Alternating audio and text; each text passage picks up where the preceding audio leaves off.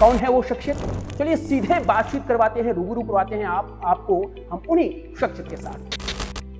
हमारे साथ हैं मेल सिंह जी कि ये रिटायरमेंट एडवाइजर एक्चुअल में होता क्या है? उनके लिए 60 साल के बाद जो है वो रिटायरमेंट का कोई भी कौन सी बला है ये PFRD? ये एक रेगुलेटर है और जितनी भी योजनाएं हैं उन पूरी आबादी में सलाह देने वाले सिर्फ 69-70 लोग, मुट्ठी भर चंद लोग, मतलब ओके का जो क्राइटेरिया है वो डेफिनेटली उनके पास अनुभव होना चाहिए। क्षेत्र आपने क्यों चुना? आप इस दिशा में कैसे आगे बढ़े? आपके दिमाग में ये आया क्यों?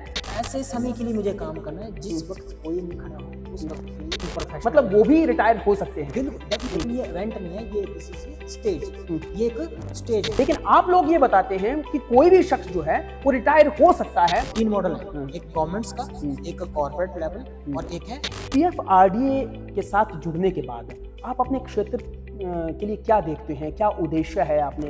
लोगों की जो आर्थिकी है जिसमें उनकी नॉलेज कम है उसके बारे में उनको जागरूक करना, शिक्षित और सरकार के क्या हालात हैं वो आजकल हम देख ही पा रहे हैं। बिल्कुल ठीक, वो दूसरा फैसला है। हाँ, तो सभी को क्या कहना चाहेंगे आप? ये देखिए, सबसे पहले तो आपके 4 स्टार न्यूज़ के सभी दर्शकों का मैं बड़ा बड़ा धन्यवाद करूंगा और उनको एक संदेश दें। आप देख रहे हैं 4 स्टार न्यूज़, क्योंकि सच है तो चमकेगा ही।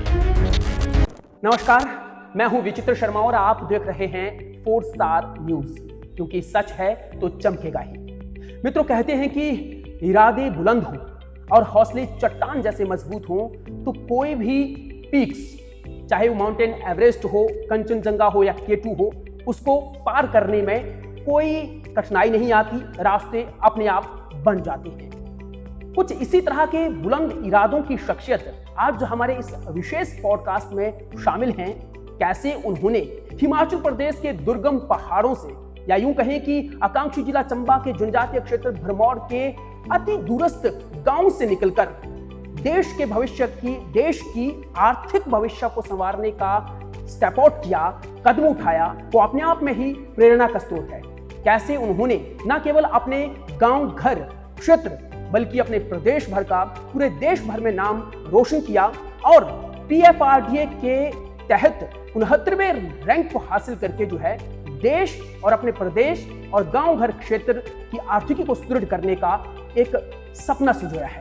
कौन है वो शख्सियत? चलिए सीधे बातचीत करवाते हैं, रूबरू करवाते हैं आपको हम उन्हीं शख्सियत के साथ। हमारे साथ हैं मेल सिंह जी। बहुत स्वागत है मेल सिंह जी आपका 4 स्टार न्यूज़ इस खास पॉडकास्ट में। जी, सबसे पहले आपका बहुत बहुत धन्यवाद मेल सिंह जी, क्योंकि देखो जिस तरह से मैं भी जब ये कह रहा हूँ कि ये बहुत गर्व का विषय है, हिमाचल प्रदेश की लिहाज से तो आप नंबर 1 पर हैं मूल रूप से, और अगर पूरे देश भर में देखा जाए तो हमारे पास जो है वो 150 करोड़ की आबादी है। ऐसी आबादी वाले प्रदेश में महज मुट्ठी भर लोगों में से, यानी 70 लोगों में से 69वें नंबर पर आप हैं। जब आपको PFRDA की ओर से ये सर्टिफिकेट दिया जा रहा था, जब ये आपने हासिल किया, सच बताइए कि आपको उस वक्त क्या महसूस हो रहा था जब आपको ये सर्टिफिकेट मिला, और उस सर्टिफिकेट को पाने के लिए किस तरह का संघर्ष आप कर रहे? देखिए, ये जो सर्टिफिकेशन मिला है जी, इस सर्टिफिकेशन को लेने के बाद तो जो गर्व महसूस होता है अपने ऊपर, साथ ही साथ जो मकसद है सर्टिफिकेट लेने का वो सबका मैं बयां नहीं किया जा सकता, लेकिन फिर भी मेरे लिए बहुत ही सौभाग्य का पल है। जी जी, खुशी का पल है कि मैं भगवान भोलेनाथ की कृपा से, माता पिता के आशीर्वाद से और मेरे जितने वेल विशर्स हैं उनके सहयोग से, सपोर्ट से मैं आज इस मुकाम पे पहुंचा हूं। जी जी, और इसके पीछे जो कहानी है वो काफी लंबी कहानी है, 15 से 20 साल की लंबी कहानी है। हाँ हाँ, जिसको 15-20 मिनट में नहीं बताया जा सकता बिल्कुल जी। लेकिन इसका जो अंतिम उद्देश्य है, मुझे अपने जो देश के नागरिक हैं उनके लिए कार्य करना है और इसी के तहत मैंने ये मुकाम हासिल किया। मेल सिंह जी, अगर मैं आम भाषा में, क्योंकि हमारे जो दर्शक हैं उन दर्शकों से अगर हम लोग रूबरू हों और बातचीत करें, तो पेंशन हो चाहे निवेश हो, लोग उसको बहुत जटिल मानते हैं, जटिल समझते हैं। अगर सरल भाषा में, आसान भाषा में अगर आप समझाना चाहें कि ये रिटायरमेंट एडवाइजर एक्चुअल में होता क्या है, क्या एडवाइजरी आप ऐसी देंगे लोगों को कि उनका वो निवेश भी कर पाएंगे, वो पेंशन के बारे में जान भी पाएंगे, तो क्या है क्या ये असल में, थोड़ा सरल भाषा में समझाइए। देखिए, हमारा इतना बड़ा देश है जी, और हमारे देश की अलग अलग भौगोलिक परिस्थितियाँ हैं और हमारे देश में जो हमारे नागरिक हैं जब हमारा जो ओल्ड एज टाइम होता है, जब वृद्ध टाइम होता है 60 साल के बाद, तो उस वक्त हमारे पास वित्तीय सुरक्षा जी बहुत कम है, ना के बराबर है। ना के बराबर। हमें कहाँ से, जो अगर सरकारी क्षेत्र या दूसरे क्षेत्रों को छोड़ दें, जो गवर्नमेंट एम्प्लॉय है, तो जो हमारा अनऑर्गेनाइज सेक्टर है और हमारा जो प्राइवेट सेक्टर है, और हमारा मेजोरिटी ऑफ तो भारत में क्या है कि कृषि प्रधान देश है, बिल्कुल हमारे अनऑर्गेनाइज सेक्टर लोग, उनके लिए 60 साल के बाद जो है वो रिटायरमेंट का कोई भी प्लान नहीं है या कोई योजना नहीं है। तो ये जो PFRDA है, ये उन लोगों को, भारतीय नागरिक को, सभी को अधिकार देता है कि आप अपना ओल्ड एज टाइम के लिए अपना वो है रिटायरमेंट प्लान जो करें। सबसे पहले तो मैं ये बता दूं कि जो PFRDA है, हालांकि मेल सिंह जी बताएं तो बहुत बेहतर रहेगा, लेकिन फिर भी मैं ये कह देता हूं कि pension fund regulatory development authority है ये। तो पहले तो इसी के बारे में बता दीजिए मेल सिंह जी कि ये है क्या, कौन सी बला है ये PFRDA बार-बार जैसे हमारे भारत में 4-5 रेगुलेटर हैं, नेशनल इंडस्ट्री में, जैसे हमारा बैंक है तो RBI रेगुलेट करता है जी। इंश्योरेंस इंडस्ट्री है, उसको IRDAI रेगुलेट करता है जी। उसके बाद हमारा जो सिक्योरिटी मार्केट है, ठीक है, उसमें हमारा सेबी रेगुलेट करता है, और इसी के तहत जो हमारा पेंशन की से योजनाएं हैं उनको PFRDA रेगुलेट करता है। जी, ये के रेगुलेटर है, और जितनी भी योजनाएं हैं जो हमारी सेवानिवृत्ति से संबंधित वो PFRDA ही रेगुलेट करता है। अच्छा, ये PFRDA में है, तो ये भारत सरकार द्वारा प्रमाणित है, मतलब बिल्कुल मिनिस्ट्री ऑफ फाइनेंस के द्वारा भारत सरकार। तो आप एक प्रमाणित आधिकारिक एक सलाहकार बन गए हैं। बिल्कुल ये उन लोगों को प्रमाणित करता है जिनके पास एक मिनिमम एजुकेशन का बेंचमार्क होता है, अनुभव होता है, ओके, और साथ ही साथ वो उनके जो भी कोड ऑफ कंडक्ट होता है उसके तहत उनको काम करना पड़ता है।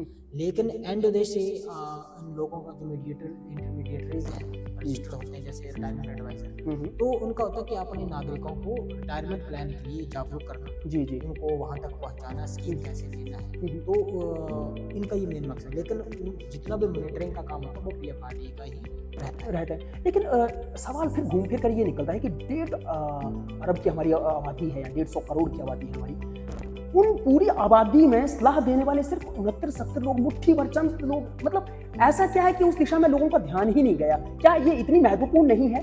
क्या ये जो दिशा इतनी महत्वपूर्ण नहीं है? और क्या या इतनी ये कठिन है कि उसको, उस पैरामीटर को तोड़ पाना बहुत मुश्किल है? या लोग सोचते नहीं इस दिशा में? देखिए, सबसे जो महत्वपूर्ण बात ये है, जी, आज़ादी के बाद हमारा भारत जब आगे बढ़ा, लोगों का हमें नौकरी सेवा के क्षेत्र में जाना है ना, सरकारी और सरकारी क्षेत्र में नौकरी, तो 70 साल बाद ये थोड़ा परिदृश्य जो बदलता दिख रहा है।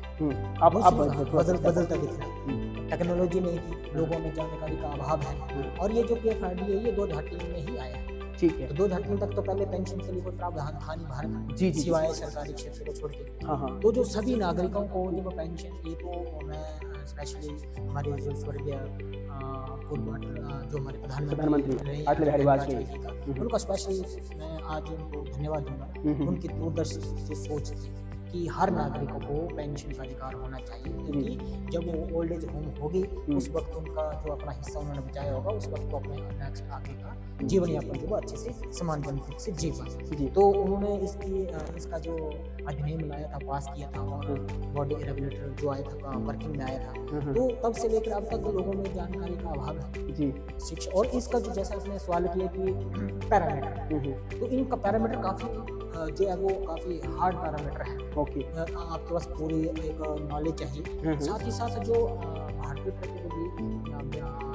अधिनियम जो है, सेबी के अंडर एक national institute of security market, जो राष्ट्रीय स्तर पे फाइनेंशियल मार्केट में काम करने वालों को जो एजुकेशन बेंचमार्क है वो पेपर पास करवाता है, तो उनका जो पेपर का जो क्राइटेरिया वो काफ़ी टफ है। हाँ, उसको पास करना ही अपने आप में बहुत बड़ी बात है। और साथ उसके बाद फिर अगली बात आ जाती है रेगुलेटर के पास जाके आपको रजिस्टर्ड होना। उनका जो क्राइटेरिया है वो डेफिनेटली उनके पास अनुभव होना चाहिए, 3 साल तक उसके बाद होना चाहिए, जी, और उनको प्रॉपर नॉलेज होनी चाहिए। किसी तरह से इसको मिस सेल नहीं किया जा सकता, एक और उनके कोड ऑफ कंडक्ट के तहत काम करना काम करना पड़ता है। लेकिन मेरे से सवाल ये उठता है कि जैसे कि पूरे हिमाचल प्रदेश में मूल रूप से अगर मैं देखूं तो आप इकलौते आदमी हैं पूरे हिमाचल प्रदेश में, है ना।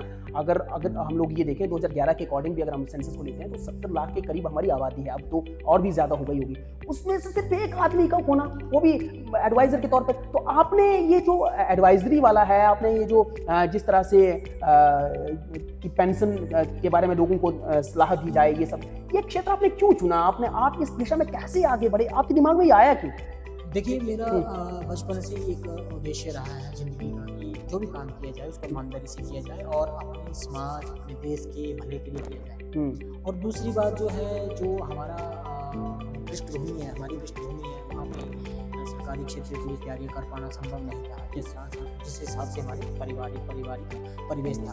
तो मुझे सिर्फ एक ही ध्येय लेके आ गए यहाँ पे कि मुझे देश की सेवा करनी है। जी। और जिसमें मेरी स्ट्रेंथ है, जिसमें मेरी नॉलेज है, जिसमें मेरा इंटरेस्ट है, शौक है, और मुझे देश के लोगों की सेवा करनी है, अपने समाज की। और मुझे लगा कि इस क्षेत्र को क्यों चुनना चाहिए कि देखिए पूरी जिंदगी भर आपको पैसा कमाना, रिटायरमेंट प्लानिंग जो आप कौन सा आदमी है जब सबसे बुरा वक्त आदमी का कब रिटायरमेंट के बाद ही एक तरह से मैं एक दूसरे शब्द में कहूँ तो जब हमारे हाथ पैर काम नहीं करते हैं, दिमाग काम नहीं करता है, 60 साल के बाद कौन सी स्टेज है? वो कभी भी आ सकती है, बाई एक्सीडेंटली 40 में भी आ सकती है, 50 में भी आ सकती है, 55 से 60 में तो फिर हम आधिकारिक तौर पे रिटायरमेंट में जाते हैं। तो ऐसे समय के लिए मुझे काम करना है जिस वक्त कोई नहीं खड़ा हो, उस वक्त के लिए मैं खड़ा रहूं और मैं उन लोगों के उस वक्त के लिए काम करूं जिस वक्त में उनको कोई नहीं पुकारेगा या उस वक्त के लिए कोई कार्य नहीं करेगा, उस समय के लिए मैं कार्य। तो वो मुझे यहाँ खींच के लिया। वही चीज़ आपको लगा कि भैया रिटायरमेंट के बाद लोगों की हालत खस्ता हो जाती है, रिटायरमेंट कभी भी हो सकती है स्टेज में, और उस वक्त के लिए मुझे लगता है कि मैं उस वक्त के लिए काम करूं जिस वक्त में शायद ही कोई मेरे साथ खड़ा हो। तो मेंशन जी क्या जो अब आपने सर्टिफिकेशन हासिल किया है, जो प्रमाणीकरण आपने हासिल किया है, आधिकारिक प्रमाण आपको मिला, प्रमाण पत्र आपको मिला है, उसके तहत किसी भी नागरिक को आप ये रिटायरमेंट प्लानिंग दे सकते हैं, किसी को भी एडवाइजरी आप दे सकते हैं, क्या दे सकते हैं? बिल्कुल। देखिए, इससे किसको लाभ है, किस लोगों? पूरे भारत जितने भी नागरिक हैं हमारे, जितने भारतीय नागरिक, चाहे वो मतलब बेलदारी का काम कर रहा है या मजदूर है, बिजनेसमैन है, वर्किंग प्रोफेशनल, मतलब वो भी रिटायर हो सकते हैं। बिल्कुल, डेफिनेटली। रिटायरमेंट एक इवेंट नहीं है। हमारे भारत में क्या है, रिटायरमेंट को एक इवेंट मनाते हैं। अच्छा, कि इवेंट आया, लेकिन ये इवेंट नहीं है, ये किसी स्टेज, ये एक स्टेज है, वो हर किसी की जिंदगी में आनी। और रिटायरमेंट स्टेज वो स्टेज है, उस स्टेज के बाद हम मेंटली, फिजिकली हम काम नहीं कर पाते हैं। जी। तो वो स्टेज है रिटायरमेंट स्टेज, और वो हर किसी की जिंदगी में आएगी। जी, ठीक है। लेकिन ये जो हमारा दूसरा परिदृश्य है, लोग इसको इवेंट रिटायरमेंट आर्ट है, लेकिन ये this is not a event, this is a stage. तो स्टेज तो हर आदमी की जिंदगी में आएगी, और उस स्टेज के बाद के लिए जो हमारा फाइनेंशियल प्लान है वो भारत में 0 के बराबर। अगर मैं आपको आधिकारिक आंकड़ा बता दूं, हमारे देश में 2 करोड़ लगभग 2.25 करोड़ जो है वो रिटायरमेंट प्लान है उनके पास। जी, जो मतलब इसमें रिटायरमेंट जो प्राइवेट सेक्टर या गवर्नमेंट सेक्टर, उसमें से 2.25 करोड़ में से सिर्फ 75 लाख लोगों के पास ही अपना रिटायरमेंट प्लान है पूरे भारत में, जो 75 करोड़ वर्किंग हैंड है। जी, उन लोगों के पास। जी, तो सोचिए कि भारत में जो हमारे 60 साल के बाद जब एज जाएगी, उन लोगों का भविष्य कहाँ है? यानी आपका कहना ये है कि अमूमन हम ये देखते हैं कि भैया ये जो पेंशन होती है, ये रिटायरमेंट जो प्लानिंग होती है, ये सिर्फ वही लोग करते हैं जो सरकारी क्षेत्र में काम करते हो, ऑर्गेनाइज्ड सेक्टर में काम करते हो, है ना। और जो सरकारी क्षेत्र में काम नहीं करते उनको ना तो पेंशन के हकदार है, ना तो वो रिटायरमेंट प्लानिंग के हकदार है। लेकिन आप लोग ये बताते हैं कि कोई भी शख्स जो है वो रिटायर हो सकता है, वो रिटायरमेंट प्लानिंग बना सकता है, यानी कि वो अपनी पॉकेट से ही निकाल कर ये रिटायरमेंट प्लान बना सकता है। बिल्कुल, राइट। देखिए, ये जो रिटायरमेंट जो PFRDA के अंडर जो रिटायरमेंट प्लानिंग करेंगे, जी, तो इसमें हमारे 3 मॉडल है। ठीक है। एक हमारा सरकारी क्षेत्र, ठीक है। दूसरा हमारा प्राइवेट क्षेत्र, ठीक है, कंपनी है। एंड तीसरा हमारा है आम भारतीय नागरिक का मॉडल। ये इसमें 3 मॉडल है, 3 मॉडल है, एक गवर्नमेंट्स का, एक कॉर्पोरेट लेवल, और एक है ऑल सिटीजन मॉडल। तो ऑल सिटीजन मॉडल में कोई भी भारतीय नागरिक जो 18 साल की उम्र को पूरा कर चुका है उसके लिए वो अपनी वो रिटायरमेंट प्लान जो वो ले सकता है। जी। लेकिन वहाँ पे निर्भर करता है कि उसकी जो अपनी व्यक्तिगत एजुकेशन, आइदर वो डायरेक्ट वेबसाइट पे जाके अपना रिटायरमेंट प्लान ले ले, ओके, और अगर उसको जानकारी नहीं है, हाँ, तो फिर उनको एक अथॉराइज्ड जो लोग होंगे DPFRD के द्वारा सर्टिफाई होंगे, उन्हीं लोगों के माध्यम से उसको जानकारी मिल सकती है। अब निश्चित तौर पर देखिए 4 स्टार न्यूज़ की जो अप्रोच है वो हिमाचल प्रदेश नहीं बल्कि उससे बाहर भी है, और आप एक इकलौते शख्स हैं हिमाचल प्रदेश से ताल्लुक़ रखने वाले। जैसे ही जो भी दर्शक हमारे पाठक हमारे जो हैं इस 4 स्टार न्यूज़ की इस स्ट्रीम को देखेंगे, इस पॉडकास्ट को देखेंगे, आपसे अप्रोच करेंगे, तो अकेले आप किस किस को सलाह देते फिरेंगे, कैसे आप सलाह दे पाएंगे? देखिए इसका क्योंकि सलाह लेना जरूरी ना,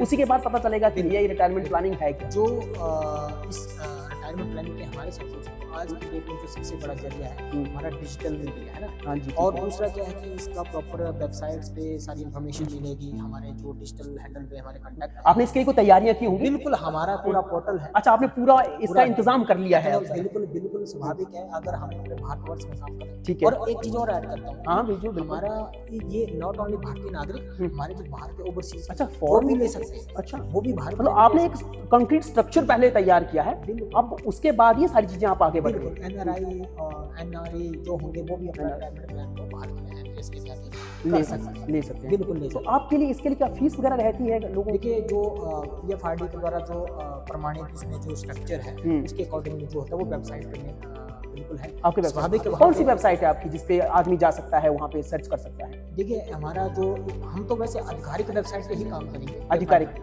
PFRD की साइट पे, और जो लिंक होगा हमारा जो लॉगिन आईडी वहाँ से हम लॉगिन करेंगे। जी। लेकिन आपकी जो अगर जो फीस की बात है तो वो जो PFRD के द्वारा जो डिसाइडेड वही वहाँ पे, यानी कि सरकार ही आपको ये ऑथोराइज्ड करती है कि आप जो है सलाह देकर फीस वसूल सकते हैं। बिल्कुल ले सकते हैं। हम उनकी रिटायरमेंट प्लानिंग हो गया, उनका फाइनेंशियल प्लान हो गया। मैं नॉट ओनली खाली रिटायरमेंट प्लानिंग पे काम कर रहा हूँ, लेकिन मैं एक कंप्लीट पूरा वेल्थ मैनेजमेंट पर भी कार्य कर रहा हूँ पिछले 10-15 साल से, लगभग 10 से ज़्यादा। टैक्स प्लानिंग है, रिटायरमेंट प्लानिंग है, आपका जो भी आपका बच्चों के लिए चाइल्ड मैरिज प्लान करना है, एजुकेशन प्लान करना है, तो फाइनेंशियल सेक्टर में पिछले लगभग 1.5 दशक से ज़्यादा मैं सक्रिय हूँ। और साथ साथ हमारा अकाउंटिंग है, टैक्सेशन है, साथ साथ लोगों एक और मैं नई इंटरेस्टिंग बात बताऊँगा। हाँ बताइए कि हमारे जो भारत में या हिमाचल में जो हमारे बेरोजगार युवा हैं उनके लिए इस सेक्टर में बहुत सारे रोजगार स्वरोजगार के साधन हैं, और उसके लिए हमने एक वेंचर स्टार्ट किया है, एक स्टार्टअप स्टार्ट किया अपना। उस वेंचर्स के बैनर तले हम अपने भारतीय नागरिकों को ट्रेंड करेंगे, ठीक है, और उनको हम इस सेक्टर में आगे बढ़ने के लिए प्रेरित करेंगे। निश्चित तौर पर बड़ा गर्व जैसा भी महसूस होता है कई मरतबा कि देखिए, क्योंकि बीइंग हिमाचली सचमुच ये गर्व होता है कि जो शख्स जो है गुर्बत के साए से उठा हुआ हो, जिसने पाई के लिए जो मोहताज रहा हो, कभी शिक्षा के लिए भी उसने पहले किन चीज जरियों से गुजर कर जो वो फीस चुकता की हो, और आज जिस तरह से जो है वो लोगों को या भारत के आर्थिक भविष्य को संवारने की दिशा में कदम आगे बढ़ा चुका हो, ये प्रेरणा आपको कहाँ से मिली, मुझे पहले ये बताइए। और दूसरा ये कि कितना आसान था ये संघर्ष या फिर कठिन था? आपने सोचा कि यार इस दिशा तक मैं जाऊंगा और हर आदमी को जो है वो एडवाइजरी मैं दूंगा कि भैया आप भी कैसे सशक्त हो सकते हैं, आर्थिक तौर पर आप भी कैसे मजबूत हो सकते हैं? देखिए जिस हिसाब से हमारे जो मैंने पहले कहा कि जो हमारा परिदृश्य रहा है ना, उसमें आसान तो नहीं है, आसान तो बोल ही नहीं सकते, ये काफी चैलेंजिंग भरा सफर रहा है। निश्चित तौर पर दूसरी जो की बात और भरमौर जैसे क्षेत्र से निकलना, बिल्कुल जो प्रेरणा की बात रहेगी, तो प्रेरणा ये मुझे स्वयं से प्रेरित हूँ, मैं अपने माता पिता से प्रेरित हूँ। जो कि आपके माता पिता कौन से सेक्टर में काम करते थे? वो आम साधारण परिवार से संबंध रखते हैं, खेती बाड़ी करते थे। हाँ, उस पर भी आएंगे हम आगे। बिल्कुल खेती बाड़ी करते हैं। जी हमने भी खेती बाड़ी करी है, और लेकिन यहाँ तक कि आपके पिताजी तो 90+ है। जी बिल्कुल। तो ये हमारा परम सौभाग्य है, भोलेनाथ की कृपा है। और प्रेरणा की बात है तो हमारी जो सबसे बड़ी प्रेरणा मेरे माता पिता है, उनका जो हार्ड वर्क था, तो मुझे लगता है कि शायद हम इस हार्ड वर्क से थोड़ा सा कुछ एक बेहतर स्थिति में, और वही उनका हार्ड वर्क मेरे मार्गदर्शक बन के आया, तो वहीं से मुझे प्रेरणा मिली है। और दूसरी प्रेरणा मुझे अपने देश की सेवा करनी है, दूसरी मुझे प्रेरणा वहाँ से। मैसेंग जी, मुझे ये बताइए कि अक्सर क्या होता है कि दुर्गम क्षेत्रों में शिक्षा जो होती है ना, या जो अवसर होते हैं वो बहुत कम मिल पाते हैं, है ना? तो आपने अपनी शिक्षा में, अपने अवसरों में, अपनी पढ़ाई और सपनों के बीच का जो तालमेल आपने बिठाया है वो कैसे बिठाया? क्योंकि सपना तो आपका ये था कि एक दिन जो है वो देश के आर्थिक भविष्य को संवारना है ना। हम आप तो देश की बात हो रही है, मैं तो कह रहा हूँ कि प्रदेश, हालांकि आपको प्रदेश के बारे में सोचना चाहिए, तो आप तो प्रदेश से भी बाहर चले गए हैं, है ना। आप तो देश के आर्थिक भविष्य में भी शामिल हो चुके हैं ना। ये आपका सपना था। और शिक्षा जो दूरस्थ क्षेत्रों में जो हमें अवसर नहीं मिल पाते हैं, उसमें कैसे तालमेल आपने बिठाया है कि आप अगर कर सकते हैं, मैं डंके की चोट पे कह सकता हूँ, अगर आप कर सकते हैं तो कोई भी कर सकता है, कोई भी कर सकता है, ये मैं निश्चित तौर पर कह सकता हूँ। कैसे ये तालमेल कैसे होता है? देखिए, तालमेल का ऐसा है कि आज के समय में हमारे पास साधनों का अभाव था ही, लेकिन मेरा तालमेल है कि जितना हमारे पास साधन थे उसका मुझे सदुपयोग कैसे करना है। बस मैंने इतना सा काम किया, जो मेरे जितने उपलब्ध साधन थे उनका सिर्फ सदुपयोग करना सीखा है। दैट्स व्हाई आपने बस एक मंजिल तय कर रखी थी कि आपने आर्थिक स्थिति को मजबूत करना, ना केवल अपनी बल्कि बिल्कुल हर नागरिक। बिल्कुल देखिए, सबसे पहले एक हर नागरिक की आर्थिक स्थिति ठीक होगी तो नागरिक से देश बनता है, देश की आर्थिक स्थिति ठीक होगी। अगर सही से शिक्षा होगी, सही से हमें सही प्लान योजनाओं का पता होगा, तो स्वाभाविक है हमारे देश की आर्थिक स्थिति। जहाँ तक मैंने आपको स्टडी किया अमित सिंह जी, आप जैसे मैंने पहले कहा कि गुरुवत के साए से होकर निकले हैं आप, और आपने शुरुआती दौर में जो है वो फार्मिंग की है ना, उसमें भी आप एक बेस्ट फार्मर अवार्डी रहे हैं। कहाँ फार्मिंग करना, फिर वहाँ से फिर आपने निकलना, फिर वित्तीय चीज़ों को समृद्ध करना, है ना, और वित्तीय सेक्टर तक पहुँच जाना, और वित्तीय सेक्टर में भी आप देश की नामी गिरामी अथॉरिटी में भी उसमें प्राधिकरण में शुमार होना, लिस्ट में अपना नाम दर्ज करवाना, ये कितना आसान था? क्या कहा? देखिए, आपने मुझे जैसे कहते हैं ना कि जले पे नमक छिड़कना, है ना, वो आपने ऐसा सवाल कर लिया है। देखिए, मेरा जो जैसे किसानी की बात करिए तो मैं जब बचपन में खेती बाड़ी करता था और अपने रोजमर्रा की जिंदगी के लिए मैं मत्थापच्ची करता था, तो आज भी मेरा वही विजन है कि मैं उस लास्ट पंक्ति में बैठे जो हमारे किसान हैं उनके लिए कार्य करूं, उन लोगों की आर्थिक को ठीक करूं, उनको प्लान करूं, उनको वित्तीय तौर पर किसानों के लिए आप बहुत जुझारू रहे हैं। सशक्त करना, क्योंकि हमारे जो किसान हैं, दूर दराज के किसान हैं, सबसे बड़ी समस्या उनके लिए बाजार है। बाजार तक पहुंचना, हमारे रोड कोल्ड स्टोर नहीं उनके पास, उनकी storage, road connectivity, value addition, उसकी कोई बात नहीं। और मैं आपको आज बता देना चाहता हूँ कि मैं आगे जो उन लोगों के लिए काम करने के लिए मैदान में उतरूंगा, जो बिल्कुल जिनको वाकई सशक्त करने की जरूरत है, जो हमारे किसान हैं, जो देश के निर्माता हैं, मैं तो किसानों को जरूर उनके लिए कार्य करने के लिए आप आगे आने वाले समय में करूँगा, उनको आर्थिक तौर पर जागरूक करूँगा, किस तरह से उनके जो उत्पादन उनको बाजार तक पहुँचाना है। अगर वो आर्थिक तौर पर सशक्त हो तो स्वाभाविक हमारा देश इतना आसान तो नहीं रहा होगा, क्योंकि 69वें नंबर पे आपका नाम पूरे देश भर में है, हिमाचल प्रदेश में मूल रूप से पहले नंबर पर है, राइट। तो इस दिशा में आगे बढ़ते हुए कभी जो चुनौतियां आपको सामने आई होंगी, कभी आपको लगा कि यार नहीं ये हो नहीं पाएगा, बहुत मुश्किल है, जब इस तरह की कभी कोई नेगेटिविटी अपने माइंड में आई, और जब आई तो आपने खुद को कैसे संभाला? और आज तो आप शाबाशी के हकदार हैं, क्योंकि जिस चेयर पर आप आज बैठे हैं, निश्चित तौर पर बहुत गर्व का विषय। देखिए, नेगेटिविटी की जहाँ तक बात है तो मेरा सिर्फ एक जो ऑब्जेक्ट है जिनके मुझे बेहतर काम करना, नेगेटिविटी का सवाल ये था कि मेरे पास दूसरा कोई सिवाय काम करने के कोई दूसरा कोई रास्ता नहीं था। तो एक तो जितने उपलब्ध साधन हैं उसमें मुझे काम करना है, और उन्हीं साधनों से मैं आगे बढ़ता गया, करता गया। हाँ, चैलेंजिंग जरूर आई, हमें सूचनाओं का अभाव होता है, हमें कोई मेंटर नहीं मिलता है, तो जी समय लगा, 15 साल लगा। अगर शायद बेहतर डायरेक्शन होती, शायद ये विजन मेरा 10 साल पहले अचीव हो चुका होता, लेकिन उसके लिए मुझे लंबा समय तय करना पड़ा। चुनौतियाँ स्वाभाविक रही हैं, स्वाभाविक। सिंह जी, अब मैं ये जानना चाहूँगा कि आज के जो युवा हैं, है ना, जो छोटे कस्बों में रहते हैं, गाँव में रहते हैं, वो आपसे क्या सीख सकते हैं? क्योंकि संसाधन उनके पास बहुत सीमित हैं, तो आपसे वो अगर प्रेरणा लें तो किस तरह से लें, और आप तक कैसे अप्रोच करेंगे? देखिए, मैं एक बात युवाओं को संदेश देना चाहता हूँ, अब जो समय आ गया ना, अब डिजिटल युग है, हमारे पास साधन बहुत हो गए, बहुत ज़्यादा साधन हो गए। मैं जहाँ तक मानता हूँ आज से 10 साल 15 साल पहले की बात, और आज के संसाधनों की कमी नहीं है, और इजीली हम रीच कर सकते हैं। टेक्नोलॉजी है, सोशल मीडिया है, यहाँ से आप हमारे जो लिंक्स हैं, जो सोशल मीडिया का लिंक्स हैं, आपके माध्यम से वो रीच कर सकते हैं। निश्चित तौर पे। और सबसे पहले आपके दर्शकों का मैं धन्यवाद करूँगा, जी जी, है ना, और उनको भी एक मैसेज दूंगा कि आप इस रीच करने के लिए आपके हैंडल से रीच कर सकते हैं। जी जी, हमारे लिंक्स वहाँ से मिल जाएंगे। लेकिन युवाओं को जो मैसेज है, मैं कहता हूँ कि जहाँ भी है, जिस जगह भी है, अपनी जो मेहनत करना उसको मत छोड़िए, और जितने साधन हैं उसमें आप संतोष रख के काम करिए, और उसमें कार्य करेंगे तो स्वाभाविक है हम अपने लक्ष्य कर पाएंगे। मेहर सिंह जी, क्योंकि आप जो है वो बड़े दुर्गम जनजातीय क्षेत्र और आकांक्षी जिला चंबा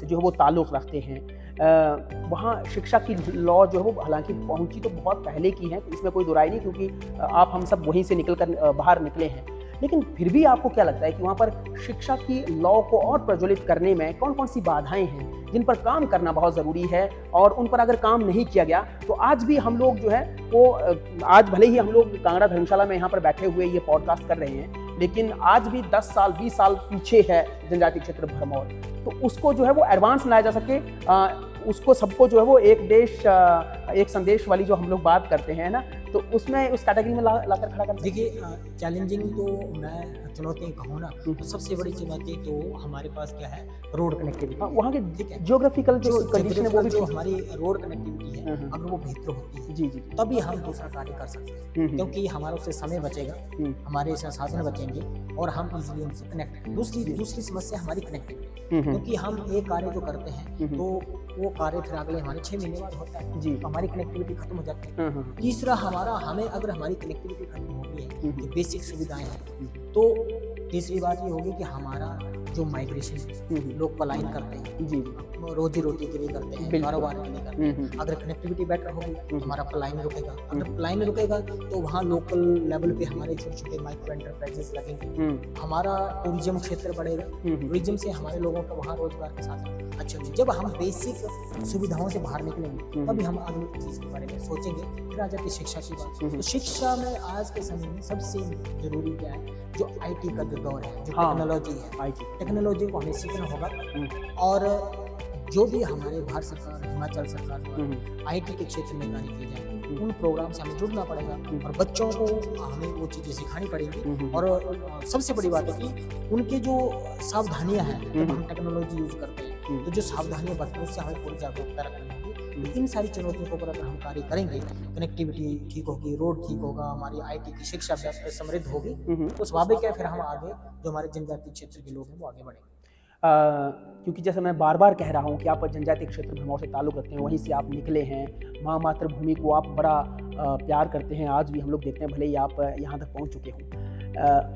PFRDA के साथ जुड़ने के बाद आप अपने क्षेत्र के लिए क्या देखते हैं, क्या उद्देश्य है अपने क्षेत्र के लिए आपका? देखिए, सबसे बड़ा उद्देश्य तो इस प्लेटफॉर्म पर पहुंचने का मेरा सबसे जो मेन उद्देश्य है कि लोगों की जो आर्थिकी है, जिसमें उनकी नॉलेज कम है, उसके बारे में उनको जागरूक करना, शिक्षित करना, और जो योजनाएं हैं, जो सरकार की योजनाएं हैं, चाहे भारत सरकार है चाहे हिमाचल सरकार है, उनके द्वारा जो संचालित की जा रही है, जो उनके फाइनेंशियल स्थिति को सुदृढ़ करने, उन योजनाओं को उन तक पहुँचाऊँगा। और सबसे बड़ा एक और इम्पोर्टेंट जो हमारे बच्चे पढ़ लिख के बेरोजगार बच्चे हैं, जो घर बैठे हैं, उनके लिए रोजगार स्वरोजगार का बहुत बड़ा साधन है। अगर वो इस सेक्टर में आते हैं, पढ़ते हैं, संपर्क करते हैं और अगर वो इस क्षेत्र में कार्य करते हैं तो उनकी व्यक्तिगत एक रोजगार स्वरोजगार का साधन भी डेवलप होगा और उनके सरकारी क्षेत्र के ऊपर डिपेंडेबिलिटी भी कम होगी। उनको अपना छोटे छोटे उद्योग लगाने में मदद होगी और वो पैसा कैसे मैनेज करना है।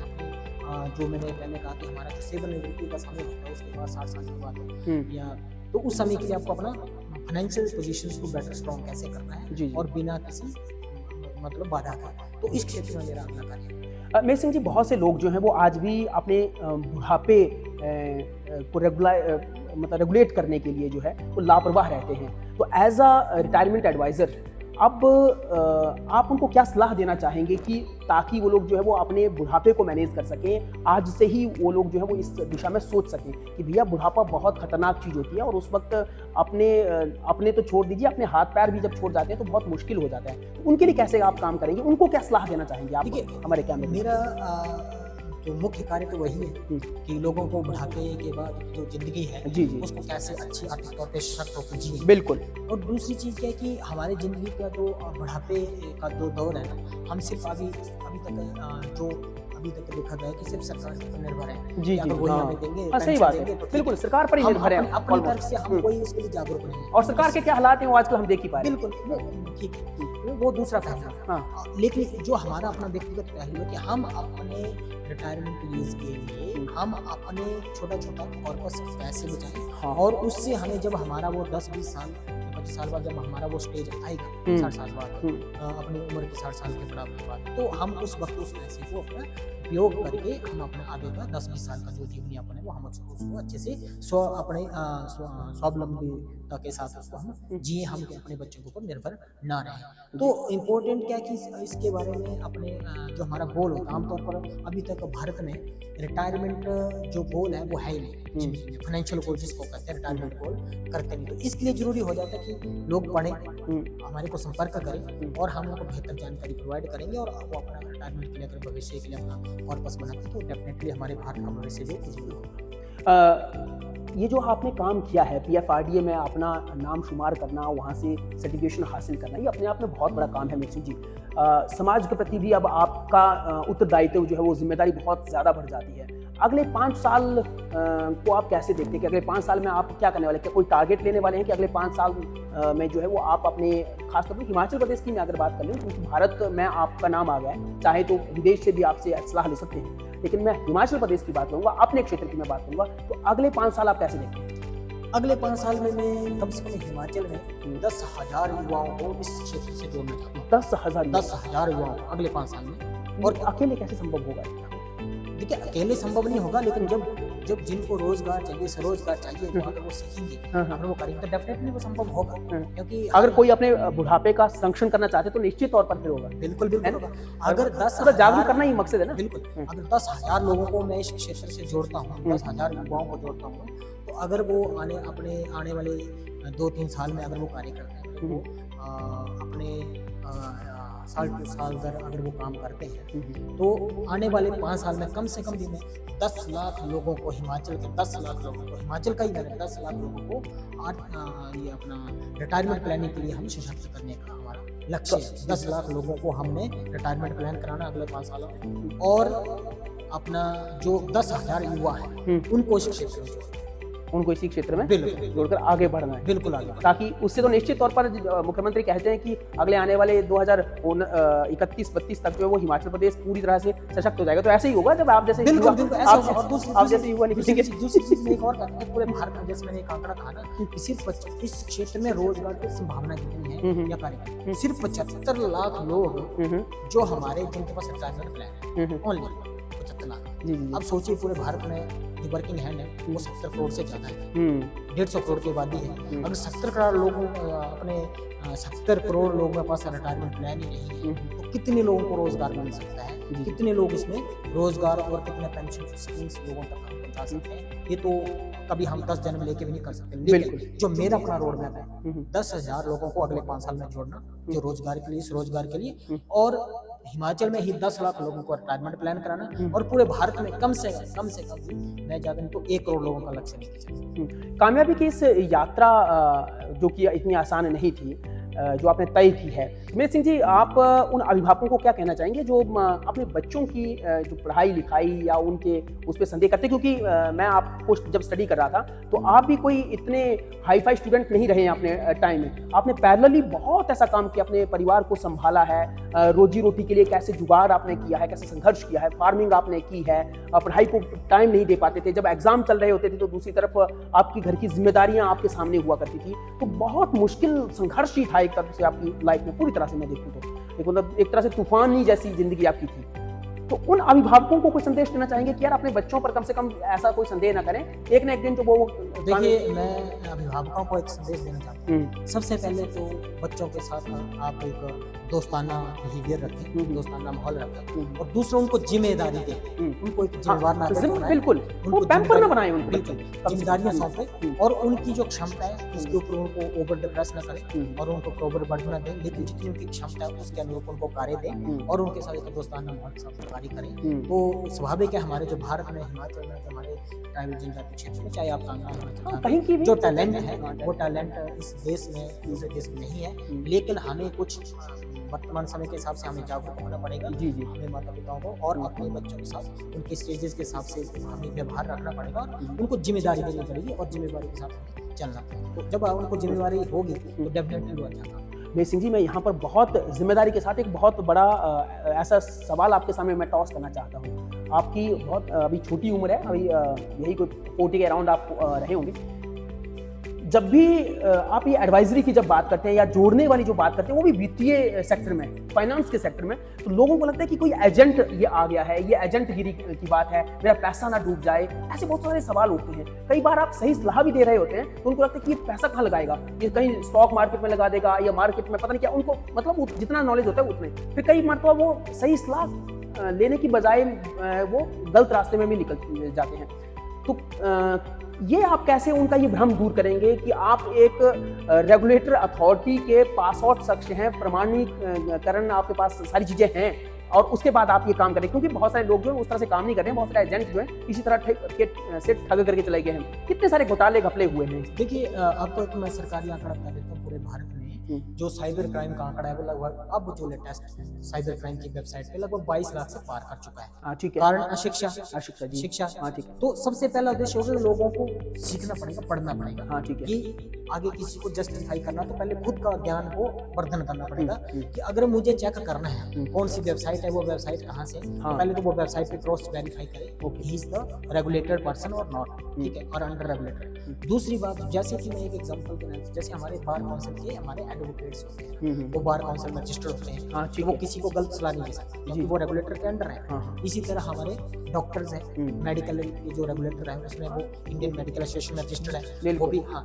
छोटी-छोटी घटनाएं होती हैं जो लोग अपनी प्रैक्टिस को सही नहीं करते हैं, लेकिन उनको रेगुलेटर पनिशेबल करता है। तो स्वाभाविक है कि क्रॉस वेरीफाई करना सबसे पहले अपना ज्ञान वर्धन, और उस जगह से वो आदमी को अगर वहाँ पे अगर वो रेगुलेटर अपने एलिजिबिलिटी पैरामीटर को फुलफिल कर रहा है, इट मींस कि वो बिल्कुल वैलिड आदमी है। लेकिन भारत में जो फाइनेंशियल लिटरेसी और आईटी लिटरेसी की, अब फाइनेंशियल लिटरेसी की तो जरूरत है ही है, लेकिन सबसे जरूरी है कि वैलिड एक सही आईटी लिटरेसी भी बहुत होना जरूरी है। तो मैंने 2 क्षेत्र को टारगेट कोशिश कर रहे हैं हम, एक आईटी क्षेत्र और साथ साथ हमारा फाइनेंशियल क्षेत्र में हम लोगों को बताएं कि किस तरह से आपको जागरूक होना है। आप हमारे 4 स्टार न्यूज़ के दर्शकों को कुछ कहना चाहेंगे एंड में, क्योंकि देखिए मैं आज वही कह रहा हूँ कि प्रदेश के इकलौते शख्स आप हैं, है ना। अब आप जिस तरह से अपील लोगों को कर रहे हैं कि भैया फाइनेंस के सेक्टर में या पीएफआरडीए के सेक्टर में आप आ गए हैं, आप रिटायरमेंट एडवाइजरी आप लोगों को दे सकते हैं, लेकिन लोगों को इस बारे में जानकारी नहीं है कि ये क्या होती है, क्यों होती है, क्यों लेनी हम लोगों ने, हम तो यहाँ सरकारी उसमें काम कर रहे हैं या गैर सरकारी उसमें काम कर रहे हैं। तो सभी को क्या कहना चाहेंगे आप ये? देखिए, सबसे पहले तो आपके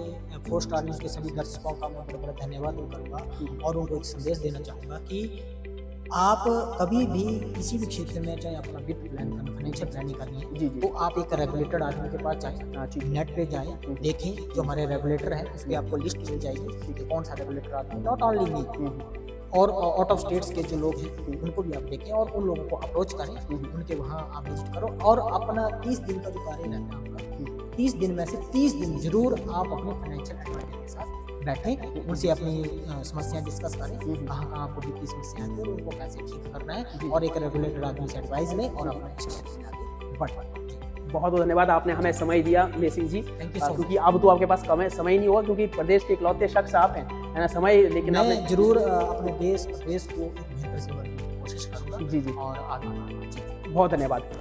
तो ये थे मेर सिंह जी। पहले भी हम लोगों ने बहुत सारे पॉडकास्ट किए, बहुत सारे इंटरव्यूज किए मेर सिंह जी के साथ, लेकिन अब जब हम इनको अप्रोच कर रहे थे तो इन्होंने स्पेशली कहा कि विचित्र जी कभी और समय निकाल लीजिए, अभी मेरे पास बहुत समय नहीं है और जितना आप समय कह रहे हैं उतना तो मेरे पास बिल्कुल भी नहीं है। लेकिन देखिए फिर भी मेर सिंह जी यहाँ पर आए, इनका बड़प्पन है, लेकिन इन्होंने जिस तरह से एक पटकथा लिखी है, इन्होंने जो कामयाबी का सफर तय किया है, इन्होंने बता दिया है कि कामयाबी का कोई शॉर्टकट नहीं होता है, सिर्फ आपके हौसले बुलंद होने चाहिए, फिर रास्ता जो है वो अपने आप ही बन जाता है। चाहे मंजिल जो है वो कितनी भी कठिन क्यों ना हो, कहीं भी क्यों ना हो, लेकिन सिर्फ और सिर्फ जो है आपका हौसला, आपकी मेहनत, आपका निश्चय ही जो है वो आपको आपकी मंजिल तक पहुंचा सकता है। उम्मीद है कि आपको ये पॉडकास्ट बहुत पसंद आया होगा और खास तौर पर क्योंकि ये आपकी फाइनेंशियल आर्थिक हेल्थ को सुदृढ़ करने वाला है, इसलिए आप इसको शुरू से लेकर एंड तक जरूर देखें, तभी आपको ये समझ आएगा। और ये पॉडकास्ट आपको कैसा लगा जरूर हमारे कमेंट बॉक्स में सुझाव भी दें, लाइक भी करें और ज्यादा से ज्यादा इसे शेयर भी करें। शुक्रिया, धन्यवाद।